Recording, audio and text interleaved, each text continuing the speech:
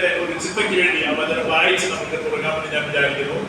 അതിനുവേണ്ടി മത്തായിയുടെ സുവിശേഷം അതിന്റെ 6-ാം അധ്യായത്തിന്റെ 33-ാമത്തെ വാക്യം നമുക്ക് വായിക്കാം. വളരെ സുപരിചിതമായ ഒരു വചനമാണ്. നമുക്ക് എല്ലാവർക്കും അത് കാണാതെ അറിയുകയും ചെയ്യാം. എന്നാൽ അതിനകത്തുനിന്ന് ഒരു ഭാഗം മാത്രം എടുത്ത് അല്പമായി നമുക്ക് ഒരുമിച്ച് ചിന്തിക്കുവാനാണ് ഞാൻ ആഗ്രഹിക്കുന്നത്. സ്തോത്രം.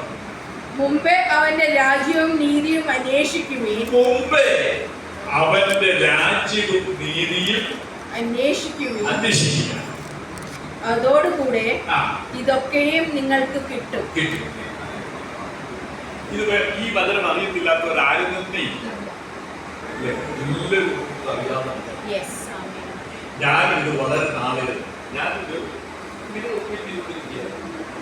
എന്നാൽ ഒരു പ്രാവശ്യം ദൈവത്തിന്റെ ആത്മാവ് അതിൽ നടന്നു ഒരു പോർഷൻ മാത്രം ഇങ്ങനെ പൊന്തി വരുന്നത് പോലെ എന്റെ ആത്മാവ് തെളിയിച്ചത്. അതാണ് എനിക്ക് അതിന്റെ ആ വാച്യയാത്ര.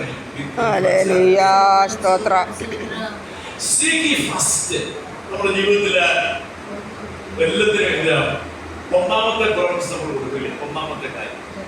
അത് കഴിഞ്ഞാൽ പിന്നെ പിന്നെ ഇങ്ങനെ കടന്നു പോകേണ്ട. ഒരു കുടുംബത്തോട് ബന്ധത്തിലാണെങ്കിൽ ഒരു ഭർത്താവിനോടൊപ്പം അവരുടെ ഭാര്യ എന്ന് പറയുന്നതാണ് അവരുടെ ഫസ്റ്റ് പ്രോഗ്രാംസ്. ഒന്നാമത്തെ കാര്യം അത് കഴിഞ്ഞവരുടെ മാത്രം. എന്നാൽ ദൈവം വെച്ചിരിക്കുന്ന പ്രയോറിറ്റി പലപ്പോഴും നമ്മൾ എന്ത് ചെയ്യുന്നില്ല, അത് മനസ്സിലാക്കാനില്ല. ഇവിടെ പറഞ്ഞിരിക്കുന്ന വാക്യത്തിനകത്ത് ഞാൻ നമ്മൾ ചിന്തിക്കാൻ വേണ്ടി പോകുന്നത് രണ്ടാമത്തെ ഭാഗമാണ്. ഒന്ന് ഇങ്ങനെ പറയുന്നു, seek ye first. ഒന്നാമത് നിങ്ങൾ അന്വേഷിക്കണം. എന്താണ് അന്വേഷിക്കേണ്ടത്? കിങ്ഡം ഓഫ് ഗോഡ്, ദൈവരാജ്യത്തെ കുറിച്ച് നിങ്ങൾ അന്വേഷിക്കണം. ഒന്നാമത്. എന്നിട്ട് അതിന്റെ ഇംഗ്ലീഷ് കൊടുത്തിരിക്കുന്ന വാക്യം അതും ഒന്നാമത്തേനകത്ത് വരുന്നത് അല്ലേ? ഒന്ന് seek ye first the kingdom of God, ദൈവരാജ്യം. രണ്ട് his righteousness and his righteousness ഞാൻ പലപ്പോഴും വായിച്ചിട്ട് എനിക്കത് പിടികിട്ടുന്നത് നിങ്ങൾക്കത് മനസ്സിലാക്കണമെന്ന് ഞാൻ ആഗ്രഹിക്കുന്നു. Praise the Lord. And his righteousness. ഇത് നമ്മൾ അല്പമായി നമ്മൾ ചിന്തിക്കാൻ പോകുന്നത് his righteousness. Amen. Praise the Lord. Hallelujah. എന്താണ് അവന്റെ നീതി എന്ന് പറഞ്ഞാൽ? എന്താണ് അവന്റെ നീതി എന്ന് പറഞ്ഞാൽ? അപ്പോൾ ദൈവത്തിന്റെ വചനം പറയുകയാണ്, seek ye first. ഒന്നാമതായിട്ട് നിങ്ങൾ അന്വേഷിക്കേണ്ടത് ദൈവരാജ്യമാണ്. പിന്നെ രണ്ടാമത്തേതല്ല, ഒന്നാമത്തേതിന്റെ തന്നെ ഒന്നാമത്തെ ഭാഗമാണെന്ന് his righteousness. His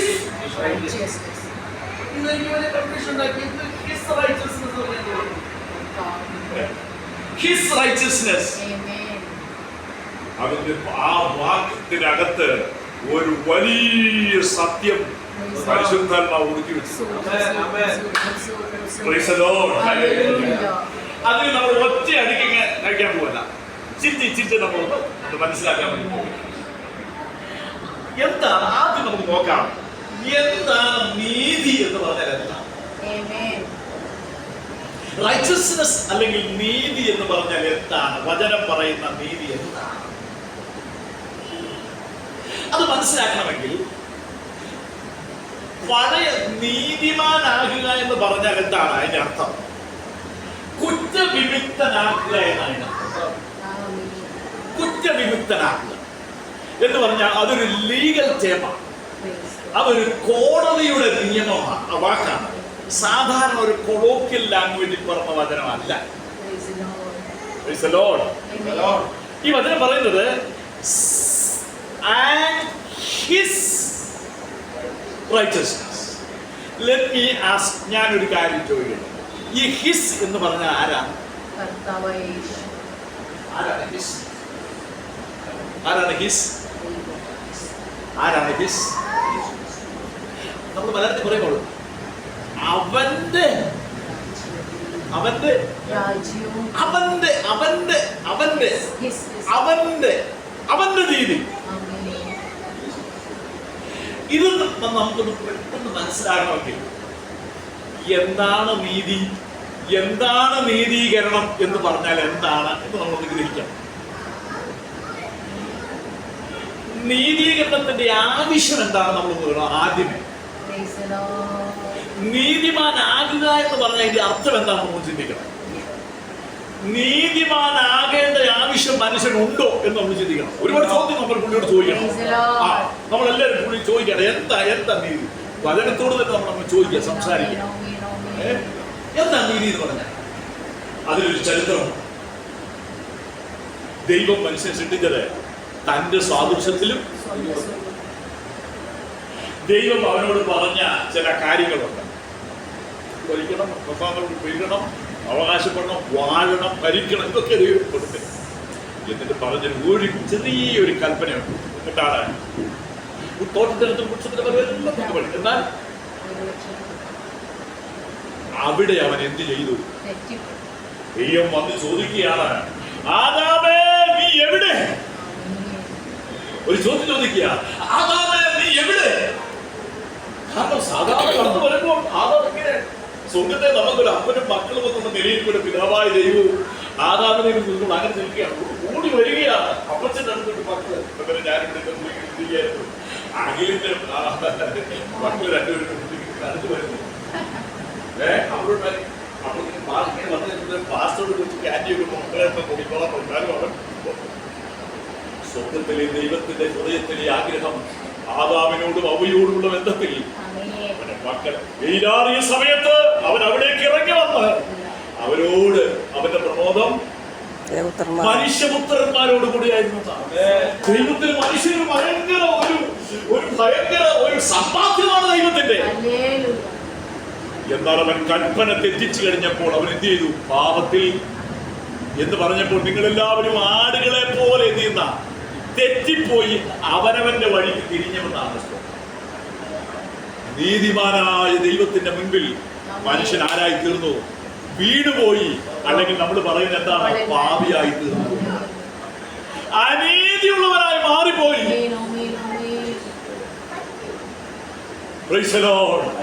അനീതിയുള്ള ഈ മനുഷ്യനെ ദൈവത്തിന് എന്ത് ചെയ്യും? തിന്നുന്ന നാളിൽ നീ എന്ത് ചെയ്യുന്ന പറഞ്ഞേക്കുന്നേ?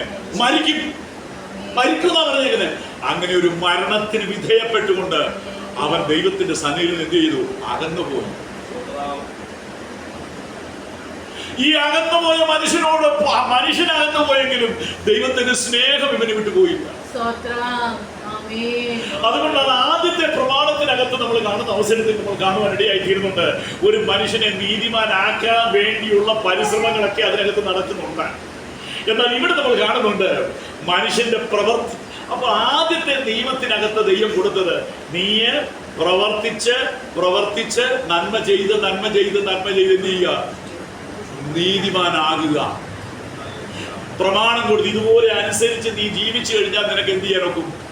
നീതിമാനാകാനൊക്കും. പക്ഷേ ഒറ്റ മനുഷ്യനെ കൊണ്ടും ദൈവത്തിന്റെ പ്രവൃത്തി ചെയ്തിട്ട് നീതിമാനാകാൻ ഒക്കത്തില്ല. കാരണം എന്താണ്? അവൻ ആദ്യമേ അതിൽ വീണു പോയത് അവനാണ്.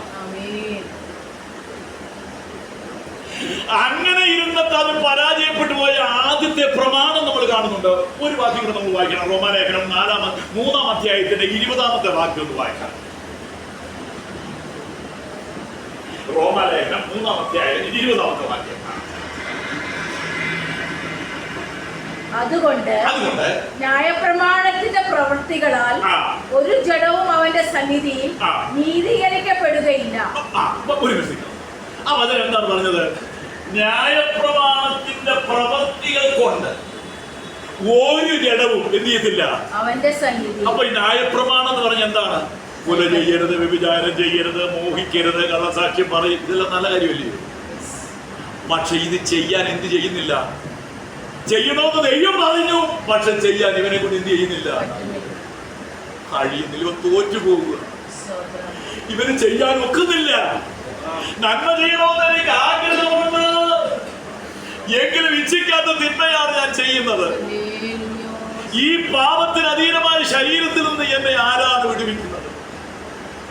ഇത് മനുഷ്യ ഹൃദയത്തിലെ ഒരു നിലവിളിയാണ്. എപ്പോഴും ദൈവം പറയുന്ന വഴിയിലൂടെ നടക്കാൻ എന്ത് ചെയ്യുന്നില്ല? ഇവനെ കൊണ്ട് കഴിയുന്നില്ല. അതുകൊണ്ട് ദൈവം ഒരു പ്ലാൻ ഒരുക്കി. Praise the Lord. Hallelujah. ഒന്നാമത്തെ പ്രമാണത്തിനകത്ത് ചെയ്ത് ചെയ്ത് ചെയ്ത് നീതീകരണം പ്രാപിക്കുക എന്നുള്ള പ്രമാണമാണെന്ന് കൊടുത്തത്. പക്ഷെ ദൈവത്തിന് അറിയാം ഇവൻ ചെയ്ത് നീതീകരിക്കപ്പെടുകയില്ലെന്ന്. പക്ഷെ മനുഷ്യന്റെ ആ മക്കളുടെ മുഷ്ടിയുണ്ടല്ലോ, അത് സമ്മതിക്കുന്നില്ല. Praise the Lord. അവനെ മനസ്സിലാക്കാൻ വേണ്ടിയാണ് ദൈവം എന്ത് കൊടുത്തത്? ന്യായപ്രമാണം കൊടുത്തത്. ഇതാ മോനെ, നിന്നെ കൊണ്ട് ഇത് ചെയ്ത് എന്റെ സന്നിധിയിൽ നീതിമാനാകാൻ ഒക്കുകയില്ല എന്ന് നമ്മെ പഠിപ്പിക്കാൻ വേണ്ടിയാണ് ആദ്യത്തെ പ്രമാണം. പക്ഷെ അതൊരു ഓപ്ഷനാണ്. നിനക്ക് ഇതെല്ലാം ചെയ്യുവാണെങ്കിൽ നിനക്ക് എന്ത് ചെയ്യാൻ ഒക്കും? നീതിമാനാകാം. പക്ഷേ ഒരു മനുഷ്യനും നീതിമാനായി. ദൈവം 1500 വർഷമാണ് ദൈവം ആ പ്രമാണത്തിന്റെ ഉള്ളിൽ മനുഷ്യനെ കൊണ്ടാക്കിയത്. ഈ 1500 വർഷവും പൂർണ്ണമായി ദൈവത്തിന്റെ ഇഷ്ടപ്രകാരം ആ നീതി ചെയ്ത് ഒരു മനുഷ്യൻ പോലും ഇല്ല. അങ്ങനെ ആരെങ്കിലും ഒരു മനുഷ്യൻ ഉണ്ടായിരുന്നെങ്കിൽ കർത്താവായ യേശുക്രിസ്തു വരേണ്ടത് ആവശ്യമില്ലായി. അതുകൊണ്ടാണ് റോമാലേഖനത്തിൽ പറയുന്നത്, ന്യായപ്രമാണത്തിന്റെ പ്രവൃത്തികൾ കൊണ്ട് ഒരു ജഡവും ദൈവത്തിന്റെ സന്നിധിയിൽ നീതീകരിക്കപ്പെടുകയില്ല എന്ന് പറഞ്ഞാൽ കുറ്റവിമുക്തനാകുകയില്ല. ന്യായപ്രമാണത്തിന് വേറെ ഒരു തകരാറുകളുണ്ട്. ഒന്നിൽ തെറ്റിയാൽ ഇതെന്തൊരു പ്രമാണം. നമ്മുടെ പരീക്ഷയൊക്കെ പഠിക്കുന്ന അവസരത്തിൽ നമ്മൾ എത്ര വഴിയാ? ഒരു 45 കിട്ടിയാൽ നമുക്ക് ഇവിടെ ജയിച്ചു പോകാം അല്ലേ? 65 കിട്ടിയാൽ പാസ്സായി. ഞങ്ങളുടെ അവിടുത്തെ അമേരിക്കയിൽ കിടക്കാനാണെങ്കിൽ 70 കിട്ടിയാൽ സി ആകും, 85 കിട്ടിയാൽ ബി ആകും, 90 കിട്ടിയാൽ എ ആകും, 95 കിട്ടിയാൽ എ പ്ലസ് ആകും. അവിടുത്തെ നിയമം അങ്ങനെയാണ്. എന്നാൽ ദൈവം പറയുന്നത്, നീ ഞാൻ തന്ന ഈ പ്രമാണങ്ങളിൽ 90 പാലിച്ചാൽ പോരാ. നിനക്ക് 90 മാർക്ക് കിട്ടിയാൽ പോരാ. ഒന്നിൽ തെറ്റിയാൽ, യാക്കോബിന്റെ പുസ്തകം ലേഖനത്തിനകത്ത് 2:10 വായിച്ചു. ഞാൻ പറയുമ്പോൾ ആ വചനം കൂടെ നിങ്ങളുടെ ഉള്ളിലില്ലെങ്കിൽ പിന്നെ നമുക്കത് മനസ്സിലാകത്തില്ല. ആ വചനത്തിനകത്ത് ഒരുത്തൻ ന്യായപ്രമാണം മുഴുവനും അനുസരിച്ച് നടന്നിട്ടും ഒന്നിൽ തെറ്റിയാൽ അവൻ സകലത്തിനും കുറ്റക്കാരനായി തീർന്നു. ഇതെന്തൊരു പ്രമാണം ദൈവമേ, ഇതെന്തൊരു പ്രമാണം. ഞാൻ 90 മേടിച്ച ഇവിടെ പാസ്സാകും. ദൈവം പറയുന്ന 90 പോരാ, 100 മേടിച്ച് നീ പാസ്സായാലേ ഞാൻ പാസ്സായത് കണക്കാക്കൂ. ഇതാണ് ന്യായപ്രമാണം. ഈ ന്യായപ്രമാണം അനുസരിച്ച് ആർക്കെങ്കിലും ദൈവസന്നിധി നീതിമാനാകാൻ ഒക്കുവോ?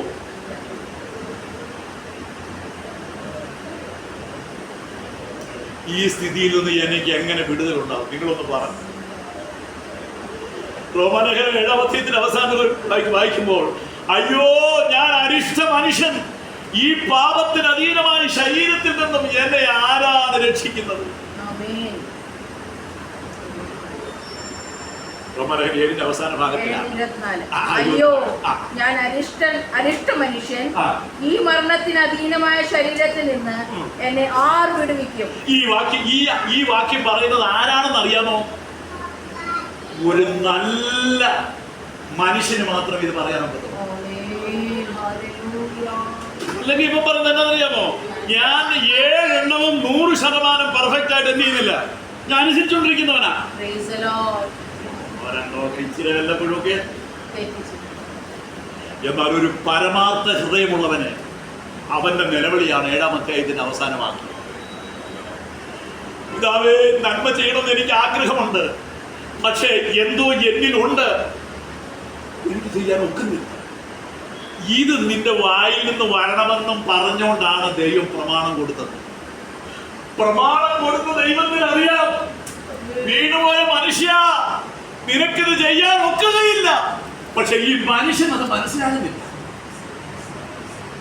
അവനെ മനസ്സിലാക്കാൻ വേണ്ടിയാണ് ദൈവം പ്രമാണം കൊടുത്തത്. നീ ഞങ്ങളോട് എന്ത് പറഞ്ഞാൽ സീനായി മലയുടെ താഴ്വരയിൽ നിന്നും മോശയുടെ കയ്യിൽ നിന്നും അവർ ന്യായപ്രമാണം മേടിച്ചത്. പറഞ്ഞു, ഞങ്ങൾ അനുസരിച്ചോളാന്നാ പറഞ്ഞേ. അപ്പൊ ദൈവം പറഞ്ഞു, എന്നാ നീ ഒന്ന് അനുസരിക്കുന്ന കാണട്ടെ എന്ന് പറഞ്ഞ് 1500 വർഷം കൊടുത്തു. അത് കഴിഞ്ഞ ശേഷം ഗലാത്യലേഖനത്തിൽ ഇവർ പറയുകയാണ്, when the fullness of time come. കണ്ട, എന്താ fullness of time എന്ന് പറഞ്ഞാൽ? ഇവർ പറയുന്ന കാല സമ്പൂർണ്ണത. ദൈവത്തിന് ഒരു കടികാരം വെച്ചിട്ടുണ്ട്, അതനുസരിച്ച് ദൈവത്തിന്റെ പ്രോഗ്രസ് മാറിക്കൊണ്ടിരിക്കും. 1500 വർഷം കഴിഞ്ഞതിന് ശേഷം when the fullness of time come, God sent his son, born of a woman, സ്ത്രീയിൽ നിന്ന് ജനിച്ചവനായി, ന്യായപ്രമാണത്തിന് കീഴുള്ളവനായി നിയോഗിച്ചയച്ചു. അപ്പോൾ 1500 വർഷം കൊണ്ട് ഭൂമുഖത്തുള്ള ഒരു മനുഷ്യനും ദൈവത്തിന്റെ സ്റ്റാൻഡേർഡിലുള്ള നീതീകരണത്തിലേക്ക് വരാൻ എന്ത് ചെയ്തില്ല? പറ്റിയില്ല. അതുകൊണ്ട് ദൈവം ഒരു പരിഹാരം അവന് കൊടുക്കുകയാണ്. അത് ആരിലൂടെയാണെന്ന് അറിയാമോ? പാപമില്ലാത്തവനെ, പാപം അറിയാത്തവനെ, പാപം ചെയ്യാത്തവനെ 3 അപ്പോസ്തലന്മാരും യോഹന്നാനും പൗലോസും പത്രോസും 3 പേരും പറയുന്നു, ഇത് നമ്മുടെ കർത്താവിനെ കുറിച്ച് പറഞ്ഞ സാക്ഷ്യമാണ്. പിതാവിന്റെ മടിയിൽ പ്രമോദിച്ചുകൊണ്ടിരുന്ന തന്റെ പുത്രനെ, യെശയ്യാവ് അതിനെ കാണുമ്പോൾ ഇങ്ങനെയാണ് കാണുന്നത്. 2 കൊണ്ട് മുഖം മറച്ച്, 2 കൊണ്ട് പാദം മറച്ച്, ഇസ്രായേലിന്റെ ദൈവം പരിശുദ്ധൻ പരിശുദ്ധൻ എന്ന് പറഞ്ഞുകൊണ്ട് രാപകലില്ലാതെ ആരാധിക്കുന്ന ദൈവപുത്രനെ ഒരു ദർശനത്തിലൂടെ 50 യെശയ്യാപ്രവചനത്തിനകത്ത് പറഞ്ഞതിന് ശേഷം ഈ കർത്താവിനെ നമ്മൾ കാണുന്നത് 53 ചിത്രത്തിലാണ്. അപ്പൊ മനുഷ്യന്റെ ശാശ്വതമായ ആ പ്രശ്നത്തിന് പരിഹാരത്തിന് വേണ്ടി ദൈവം ഒരുക്കിയ രക്ഷ. എന്റെ കണ്ണ് നിങ്ങൾക്ക് വചനം പരിചയമില്ലയോ? കർത്താവായ യേശു ക്രിസ്തു ഇങ്ങനെ ശിശുവായി കരങ്ങളിൽ എടുത്തുകൊണ്ട് അവിടെ ചെന്ന് കഴിഞ്ഞപ്പോൾ ശിമിയോൻ പറയുന്ന ഒരു പ്രത്യേക വാക്യമാണ്, ദൈവം ഒരുക്കിയ രക്ഷ എന്റെ കണ്ണ് കണ്ടു. ഈ മനുഷ്യനെ തള്ളിക്കളയാൻ ദൈവത്തിന് ഇഷ്ടമില്ല. എന്നിട്ട് ദൈവം എന്താ പരിപാടി ചെയ്യുന്ന അറിയാമോ?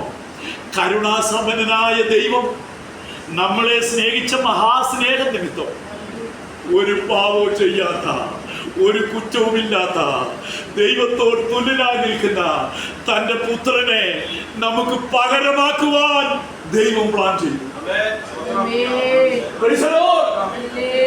ദൈവം പകരമാക്കുവാൻ ദൈവം പദ്ധതി ഇട്ടു.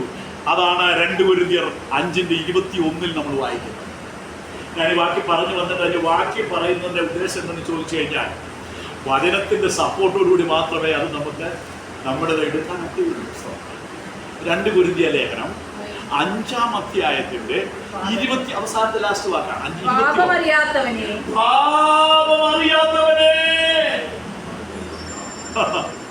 നമ്മുടെ കർത്താവാണ്. ഒരു പാപം അറിയത്തില്ല, അവൻ പാപം ചെയ്തിട്ടില്ല, അവനിൽ പാപമില്ല. പത്രോസും യോഹന്നാനും പൗലോസും 3 പേരും ഇത് ആവർത്തിച്ച് പറയുകയാണ്. സ്തോത്രം. പാപം അറിയാത്തവനെ. അടുത്ത വാക്യം, പാപമറിയാത്തവനെ നാം അവനിൽ ദൈവത്തിന്റെ ബാക്കി വാക്യം അതിൽ നമ്മൾ പിടികിട്ടത്തില്ല. നാം അവനിൽ ദൈവത്തിന്റെ നീതിയാകേണ്ടതിന് അവൻ നമുക്ക് വേണ്ടി പാപമാക്കും. പിടികിട്ടി? നിങ്ങൾക്ക് എല്ലാവർക്കും ഇത് മനസ്സിലാകണമെന്ന് എനിക്ക് ആഗ്രഹമുണ്ട്. നിങ്ങളുടെ മനസ്സിനകത്ത് ഇത് വീഴണം. നമ്മുടെ ക്രിസ്ത്യ ജീവിതത്തിന്റെ ഫസ്റ്റ് പടിയാണ്. ഇത് കിട്ടിയാൽ മാത്രമേ നമുക്ക് ജയകരമായ ക്രിസ്ത്യ ജീവിതം സാധ്യമാകൂ. ന്യായപ്രമാണം എന്താ പറയുന്നത് അറിയാമോ? 90 കിട്ടിയാൽ പാസ്സാകും. നല്ല ന്യായപ്രമാണം പറയുന്നത് 100 കിട്ടണം. അത് ഒരു മനുഷ്യനെ കൊണ്ടും കഴിയത്തില്ലെന്നാണ് റോമാലേഖനം പറഞ്ഞത്. ന്യായപ്രമാണത്തിന്റെ പ്രവർത്തികൾ കൊണ്ട് ഒരു ജനവും ദൈവത്തിന്റെ സന്നിധിയിൽ കുറ്റവിമുക്തനാകാൻ കഴിയുകയില്ല. അതുകൊണ്ട് ദൈവം എന്താണ് ചെയ്തത്? അതാണ് നമ്മൾ മുമ്പ് വായിച്ചത്. സ്തോത്രം. പാപമില്ലാത്തവനെ, പാപം അറിയാത്തവനെ, പാപം ചെയ്യാത്തവനെ ദൈവം എന്ത് ചെയ്തു? ലോകത്തിന്റെ പാപത്തെ ചുമന്നൊഴിക്കുന്ന ദൈവത്തിന്റെ കുഞ്ഞാണ്.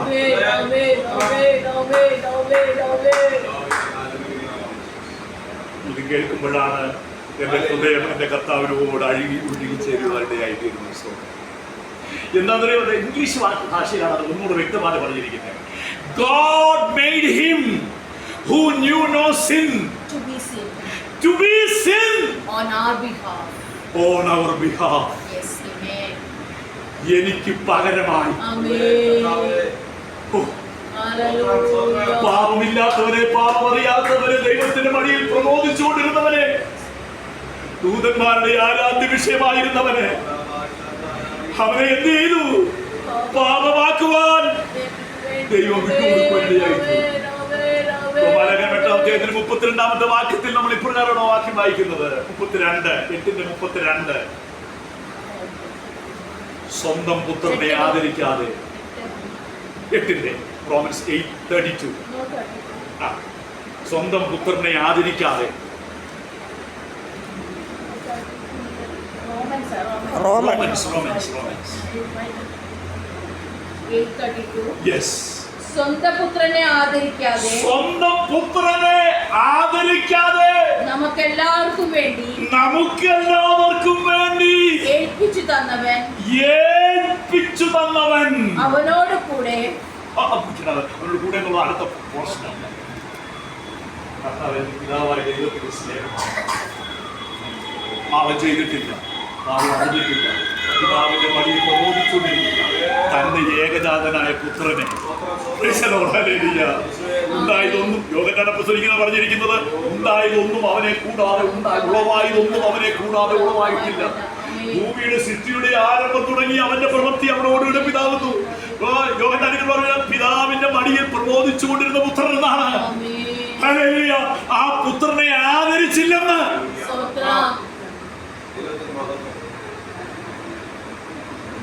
അറിയാമോ? മനുഷ്യകുലത്തിന്റെ പാപത്തിന്റെ പരിഹാരമാകുവാൻ ഞാനിങ്ങനെ ദൈവം എന്തിനാ അങ്ങനെയൊക്കെ ചെയ്യാൻ പോകുന്നത്? അതങ്ങനെ ചെയ്ത ഇല്ല. ദൈവത്തിന്റെ നീതിക്ക് മാറ്റം വന്നുകൂടാ. അവന്റെ സിംഹാസനം നീതിയുടെ സിംഹാസനമാണ്.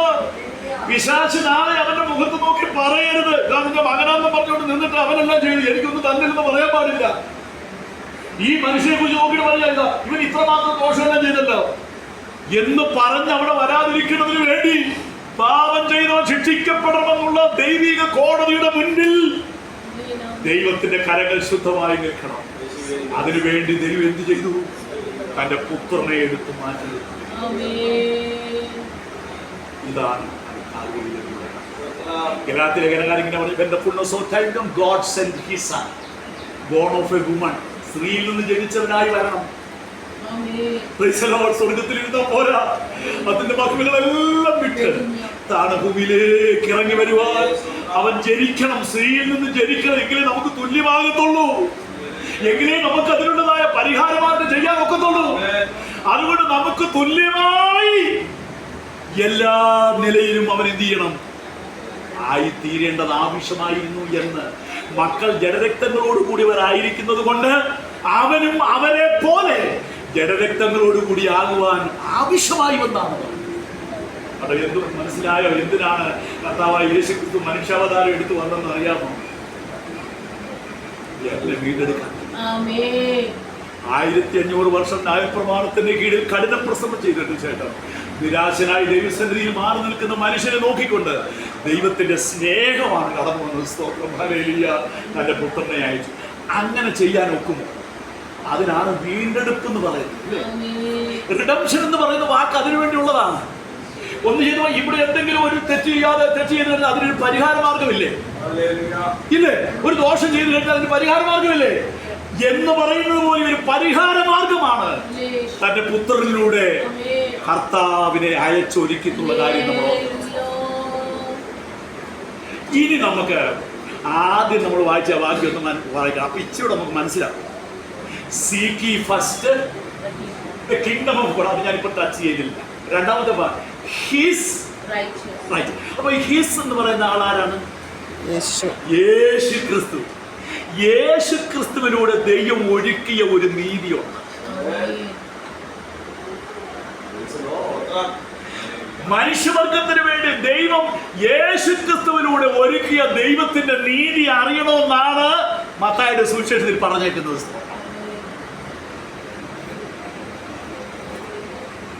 His righteousness. ഇനി നമുക്ക് അടുത്ത ഭാഗത്തേക്ക് നമ്മൾ കാണാം. അപ്പൊ ഈ ഹിസ് റൈച്ചസ്നെസ് പറഞ്ഞാൽ എന്താണ്? അങ്ങനെ ഇരിക്കുമ്പോൾ കർത്താവ് ഭൂമിയിലേക്ക് കടന്നു പോകും. അങ്ങനെ വന്നു കഴിഞ്ഞതിന് ശേഷം ഈ ന്യായപ്രമാണത്തിന്റെ മുഴുവൻ നീതിയിൽ ചെയ്തു വേണം യേശു ഇവിടെ ജീവിക്കാൻ. ഒരു കുറ്റം പോലും ചെയ്യുക. 99 അല്ല 100% ദൈവനീതി അതിന്റെ നിലയിൽ പ്രവർത്തിച്ച ഒരു മനുഷ്യൻ ഈ ഭൂമിയിൽ നടന്നിട്ടുണ്ടെങ്കിൽ അത് നമ്മുടെ കർത്താവ് പറഞ്ഞു.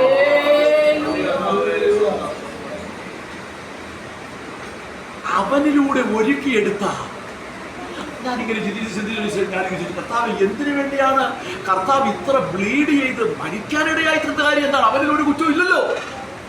ഇവിടെയാണ് നമ്മൾ മനസ്സിലാക്കേണ്ടത്. ഇങ്ങനെ അവൻ ജീവിച്ചതിന് ശേഷം നമ്മുടെ കുറ്റം അവൻ സ്വമേധയ അവനിലേക്ക് എടുക്കുക. അതുകൊണ്ടാണ് കർത്താവ് ക്രൂശിക്കപ്പെടുന്നത്. എന്തുകൊണ്ടാണ്? Because of our iniquity. നമ്മുടെ അതിക്രമങ്ങൾ നിമിത്തം, നമ്മുടെ പാപം, നമ്മുടെ സമാധാനത്തിനായുള്ള ശിക്ഷ അവന്റെ മേൽ വയ്ക്കുകയായിരുന്നു. യെശയ്യാപ്രവചനം 53-ാം അധ്യായത്തിന്റെ ആ വാക്യം ഒന്ന് വായിച്ചേ. നമ്മുടെ 6-ാം വാക്യം എനിക്ക് തോന്നുന്നു. നമ്മുടെ അതിക്രമങ്ങൾ നിമിത്തം, നമ്മുടെ അതിക്രമങ്ങൾ നിമിത്തം, നമ്മുടെ പാപങ്ങൾ നിമിത്തം അവൻ മനുഷ്യ എന്നാൽ അവൻ നമ്മുടെ അതിക്രമങ്ങൾ നിമിത്തം, നമ്മുടെ അതിക്രമങ്ങൾ നിമിത്തം മുറിവേറ്റു, നമ്മുടെ അകൃത്യങ്ങൾ നിമിത്തം, നമ്മുടെ അകൃത്യങ്ങൾ നിമിത്തം തകർന്നുമിരിക്കുന്നു. നമ്മുടെ സമാധാനത്തിനായുള്ള ശിക്ഷ, നമ്മുടെ മനുഷ്യവർഗത്തിന്റെ നമ്മുടെ സമാധാനത്തിനായുള്ള ശിക്ഷ അവന്റെ മേലായി. ഒരു നിമിഷം നിൽക്കണേ. യെശയ്യാപ്രവചനത്തിനകത്ത് യെശയ്യാവ് ഇങ്ങനെ കാണുമ്പോൾ ആദ്യം കാണുന്നത് ആരെയെന്നറിയാമോ? ദൂതന്മാർ ആരാധിച്ചുകൊണ്ടിരിക്കുന്ന ദൈവത്തിന്റെ പുത്രതയാണ് അവിടെ നമ്മൾ കാണുന്നത്. എന്നാൽ ചാപ്റ്ററുകൾ ഒന്നിനു പുറമെ ഒന്നായി കടന്നു വന്നു. 9-ലേക്ക് കടന്നു വരുമ്പോൾ കന്യക ഗർഭിണിയായ ഒരു മകനെ പ്രസവിക്കും. അവനിപ്പാലുവേ ദൈവം നമ്മോടുകൂടി തീർക്കും. സമാധാനത്തിന്റെ പ്രഭു നമുക്കറിയാവുന്ന. അതും കഴിഞ്ഞ് വീണ്ടും ചാപ്റ്റർ മുന്നോട്ട് പോയിക്കൊണ്ടിരിക്കുകയാണ്. 53-ലെത്തുമ്പോൾ അവൻ നമ്മുടെ പുസ്തകാത്മജായി. ഞാൻ ഇങ്ങനെ പറയാറുണ്ട്, യെശയ്യാപ്രവചനത്തിനകത്ത് എത്ര അധ്യായങ്ങളുണ്ട്? 66. എത്ര അധ്യായമുണ്ട് യെശയ്യാപ്രവചനത്തിന്? 66, 66. അപ്പൊ കുറച്ചൊക്കെ ധൈര്യത്തോടെ പറഞ്ഞാൽ മതി. ബൈബിളിലെ പുസ്തകങ്ങൾ എത്ര പുസ്തകങ്ങളുണ്ട്? ബൈബിൾ 66. യെശയ്യാപ്രവചനം അതിൽ തന്നെ ഒരു കൊച്ചു ബൈബിൾ. 66 അധ്യായമാണ് യെശയ്യാപ്രവചനം. 66 പുസ്തകങ്ങളാണ് മുഴുവൻ ബൈബിളിനും. അല്ലെങ്കിൽ ഇങ്ങനെ വേദപണ്ഡിതന്മാർ ഇങ്ങനെ പറഞ്ഞിട്ടുണ്ട്, ബൈബിളിലെ ഒരു കൊച്ചു ബൈബിളാണ് യെശയ്യാ.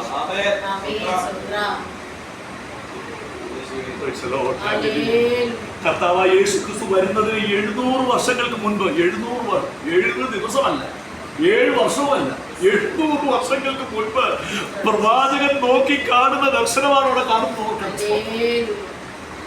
കന്യക ഗർഭിണിയായ ഒരു മകനെ പ്രസവിക്കും. അവൻ അത്ഭുത മന്ത്രി, വീരനാ ദൈവം, സമാധാനത്തിന്റെ പ്രഭു.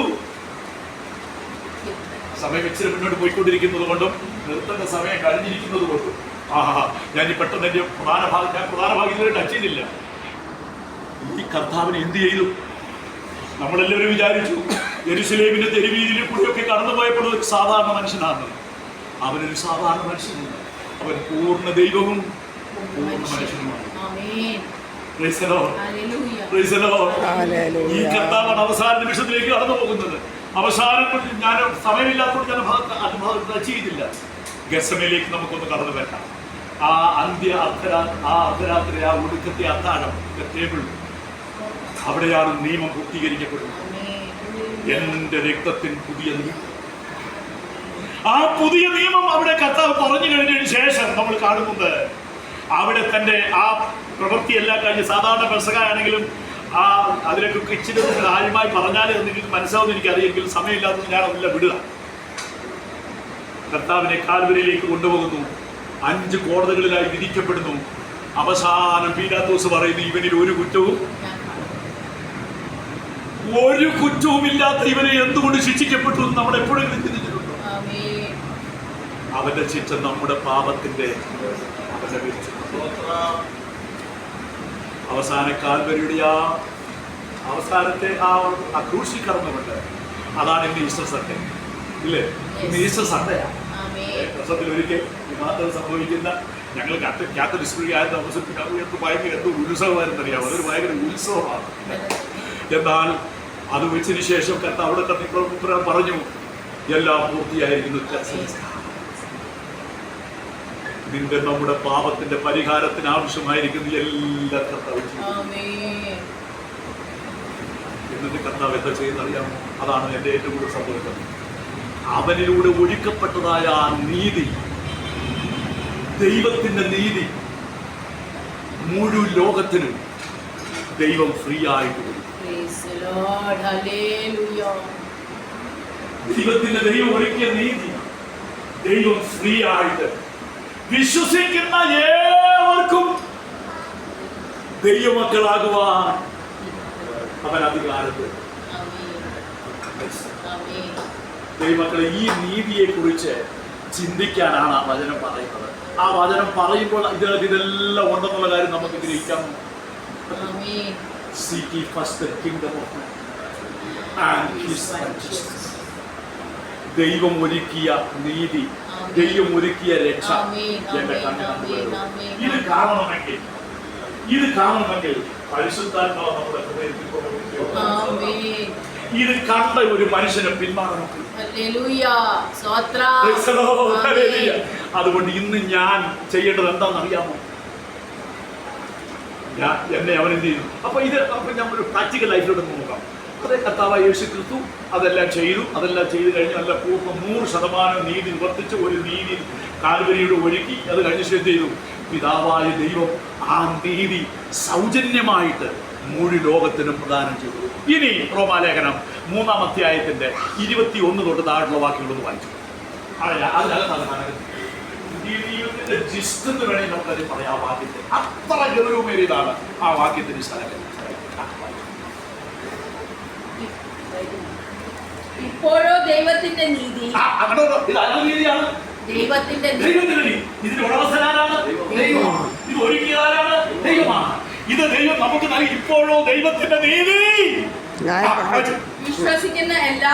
വിശ്വസിക്കുന്ന എല്ലാവർക്കും യേശുക്രിസ്തുവിലെ വിശ്വാസത്താലുള്ള ദൈവനീതി തന്നെ, യേശുക്രിസ്തുവിലെ വിശ്വാസത്താലുള്ള ദൈവനീതി തന്നെ ന്യായപ്രമാണം കൂടാതെ, ന്യായപ്രമാണത്തിന്റെ പ്രവൃത്തി കൂടാതെ വെളിപ്പെട്ടു വന്നിരിക്കുന്നു.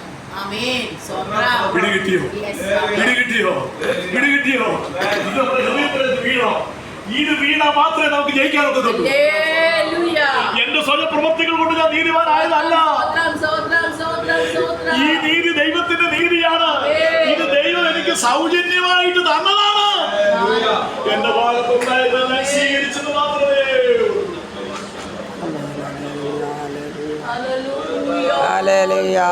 വാക്യങ്ങളൊന്ന് വായിച്ചു നിർത്തിയേക്കാം. സമയത്തിന് ജനിച്ചോടെ പറയണമെന്നുണ്ട്, പക്ഷേ സമയമില്ലാത്തത് കൊണ്ട് സമയത്തിന് ചുരുക്കൂടി ഞാൻ നിർത്തുകയാണ്. അതിന് ന്യായപ്രമാണവും പ്രവാചകന്മാരും സാക്ഷ്യം പറയുന്നു. അതിന്റെ അർത്ഥം എന്താ അറിയാമോ? ന്യായപ്രമാണത്തിൽ പറഞ്ഞിട്ടുണ്ട് ഇങ്ങനെ ഒരു നല്ല കാലം വരാൻ പോകുന്നുണ്ടു എന്ന്. പക്ഷെ അവർക്കത് അനുഭവിക്കാൻ ഒത്തിട്ടില്ല. കാരണം ആ കാലം കഴിഞ്ഞതിന് ശേഷമേ എന്ത് ചെയ്യത്തുള്ളൂ? ഈ ക്രിസ്തുവിന്റെ തുറക്കത്തുള്ളൂ. ഈ ക്രിസ്തുവിന്റെ മരണത്തിലൂടെ മാത്രമേ എന്ത് ചെയ്യത്തുള്ളൂ? ആ നീതി തുറക്കപ്പെടുകയുള്ളൂ. അപ്പൊ പഴയ നിയമത്തിന്റെ ഭക്തന്മാർ ഇതിനെ കണ്ടിട്ടുണ്ട്. ദാവീദ് കണ്ടിട്ടുണ്ട്. അഭക്തനെ 4-ാം അധ്യായത്തിലേക്ക് 6-ാം വാക്യം ഒന്ന് ജസ്റ്റ് ഒന്ന് വായിച്ചു. വാക്യം ഒന്ന് വായിച്ചു. റോമാലേഖനം 4:6. ദൈവം പ്രവൃത്തി കൂടാതെ നീതി കണക്കിടുന്ന മനുഷ്യൻ, ദൈവം പ്രവൃത്തി കൂടാതെ നീതി എന്ന മനുഷ്യന്റെ ഭാഗ്യം ദാവീദും വർണ്ണിക്കുന്നത് ഒറ്റ വടിക്ക് വായിച്ചു പോയാൽ നിൽക്കുകയല്ല. ഞങ്ങൾ ബൈബിൾ സ്കൂളിൽ 4 വർഷം പഠിപ്പിക്കുമ്പോൾ 1 മാസം എടുത്ത് പഠിച്ചത് ആവശ്യം. സ്തോത്രം. അത് ഞാൻ 25 മിനിറ്റ് കൊണ്ട് നിങ്ങൾക്ക് നടണമെന്ന് പറഞ്ഞാൽ എങ്ങനെ പറ്റും? എന്നാലും ഞാൻ അതിന്റെ ജിസ്റ്റ് അതിന്റെ കാതൽ നിങ്ങൾക്ക് തരുന്നത് മാത്രമേ ഉള്ളൂ. സ്തോത്രം. ആ വാക്യം എന്താണ് പറഞ്ഞിരിക്കുന്നത്? പ്രവൃത്തി കൂടാതെ ദൈവം നീതി എന്ത് ചെയ്യുന്നു? കണക്കിടുന്ന മനുഷ്യന്റെ ഭാഗ്യം ആര് വർണ്ണിച്ചിട്ടുണ്ട്? ദാവീദ്. അഭക്തനെ നീതീകരിക്കുന്ന ദൈവത്തിന്റെ നീതി അറുപത് വായിച്ചു.